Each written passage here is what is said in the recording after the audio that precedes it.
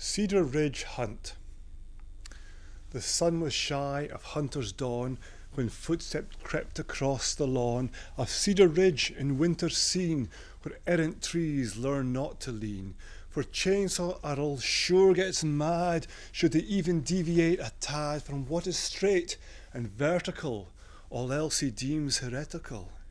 And who thinks of it as an affront should beavers think, to help him stunt the growth of saplings he has grown, where wandering deer have oft been known to pause and tell a favourite tale which rouses laughter without fail, of hunters who, to stock the fridge, laid down their guns and built a bridge, which the next day they then took down, lest deer by using it might drown, and thus deprive the men their sport the year before they'd come up short.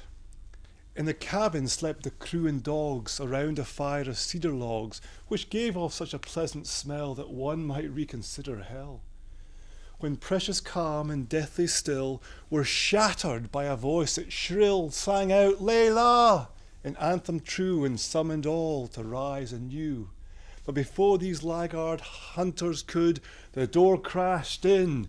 There stood Chief Wood, and with a growl caused dogs a blinking, bellowed loud, "You boys been drinking?"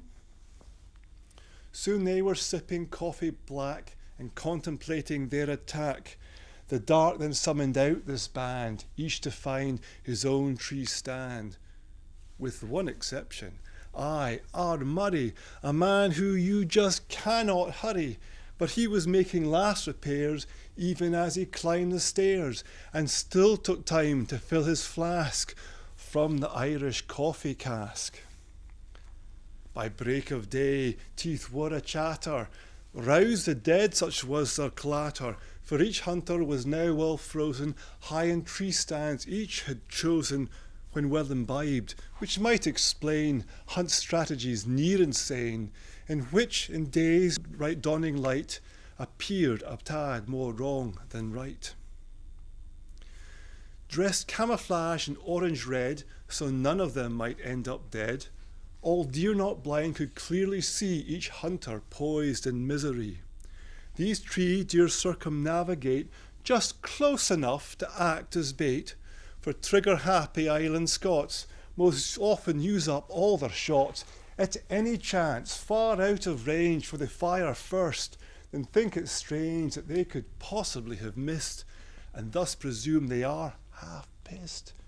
So start to drone their anthem song, confirming that they're not far wrong. Coffee loaded in his perch, for fly access Thurston did search, but in his haste became entangled, till in his harness he soon dangled upside down, and was later found above his prey upon the ground. For a 6-point stag he'd struck stone dead with just one blow from his hard head. Which explains each year why he's returned, for men with brains have long since learned the only way to eat deer heart is to hunt where deer aren't quite so smart. Though Earl could not outrun a deer, his son Andy got pretty near, for he was skating on his skis across a field and through the trees, just so he'd get close to one, but in his haste forgot his gun. Exploding loud, he much did curse, in words not suitable for verse. He damned the does, damned the bucks. Coach thought he said, "Go get the truck." So following this misinstruction, Coach drove a trail of sheer destruction. He hit the pump, knocked down some trees. He drove that tank just where he pleased. The deer, alarmed with all their power, raced right past the leaning tower, where Guy, a wood of hunting fame, caught by surprise, no time to aim, fired once his muzzle loader, and left 2 deer to smoke and smoulder. For though the bullet sped well past, the flame killed all within its past, leaving the meat finely roasted, a culinary feat they later toasted. Mark, it seems, had little time for much mention in this mere rhyme. He shot one deer, then he took off. His California made him soft. Out there he turned Republican, though he may yet get well again. Eric got not a single shot, for his was a lamented lot to post on that damn Kleinvort stand, a tree not to be left unmanned, for regardless of the strategy, the chief has shot deer from that tree, and one would be most brave indeed, contesting what the boss decreed. Earl, loath to waste good time, was soon searching for timber crime, i.e. trees defying wood's command, demanding all trees straight to stand, else they would learn once and for all that aberrant trees condemned will fall under the axe or wood's chainsaw, for on Cedar Ridge that is the law. And sure enough he soon did see a crooked rebel cedar tree. Clearing the base with hunting knife, his favourite tool roared into life, and he set to work with zest and zeal. Soon this humbled tree would kneel. But alas, by fate or pure mischance, perched on this tree in a deep trance was a lanky half-breed Yankee Scot, who once again was lost in thought, dreaming of his hills afar, hills the lights of Loch Nagar. From his musings he did wake when his tree stand began to shake, and looking down he saw the cause. 'Twas Chainsaw Earl enforcing laws, and nothing now could stop him till he'd fully acted out his will.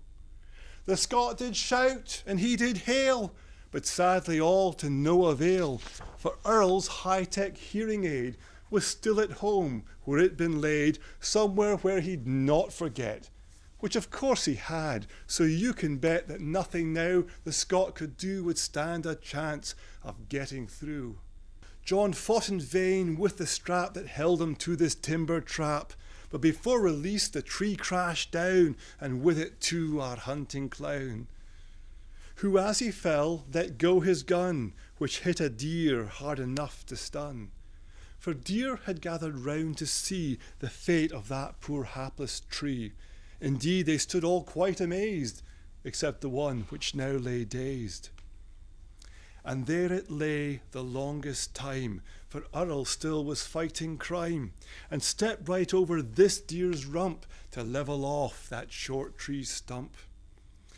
10 minutes long concussed it lay, until, to hunters' great dismay, it struggled up and sped away.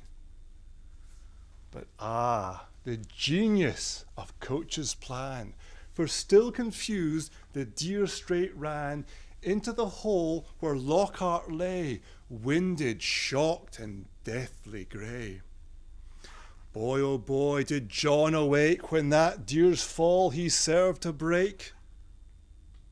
But alas, for this poor stag, never again would its tail wag.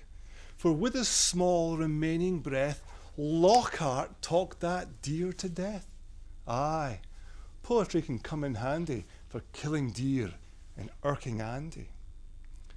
Dedicated to Chainsaw Earl himself, Earl H. Wood. Thank you.